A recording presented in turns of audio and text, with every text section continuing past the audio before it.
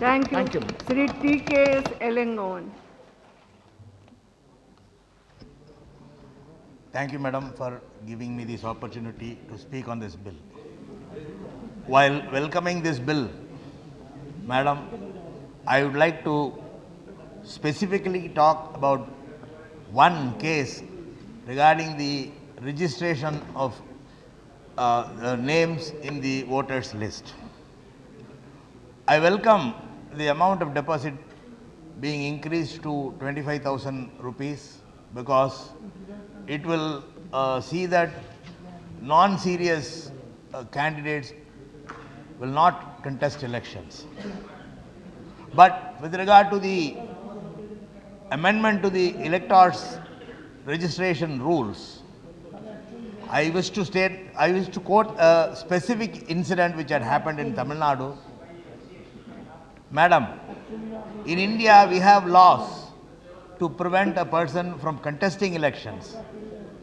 We do have laws even to take away the life of a person, but we do not have any law to take away the rights of a person to vote. That is very important. There is no rule to prevent a person from voting.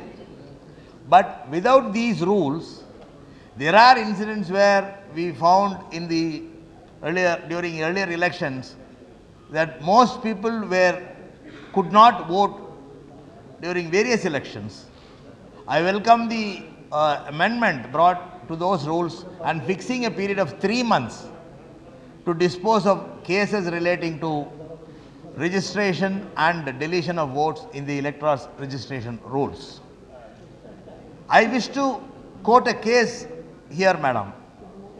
I don't intend to charge any political party or any officer or any government. But this case will give you throw a light into what is happening in my state. In Tamil Nadu, the DMK was elected to power in the year 2006. Before that, the previous government brought in a legislation called Anti-Conversion Act. Anti-Conversion Act is an act which prevents somebody from converting to one religion from the other religion. Whatever maybe, by whatever reason, by whatever condition. Subsequently, there was heavy opposition to that act, and then during the 2006 elections, when assembly elections, what happened was most of the names of the Muslims or names in the polling stations which is situated in the Muslim areas, the names were deleted from the list. Many of the Muslim names were deleted from the electors list without any reason, without adopting any procedure, without following the rules mentioned in the electoral registration rules regarding deletion of a name. So that was the case. A person who had voted in the elections to the parliament in the year 2004, when he goes to the polling station in the year 2006, his name was not found in the list.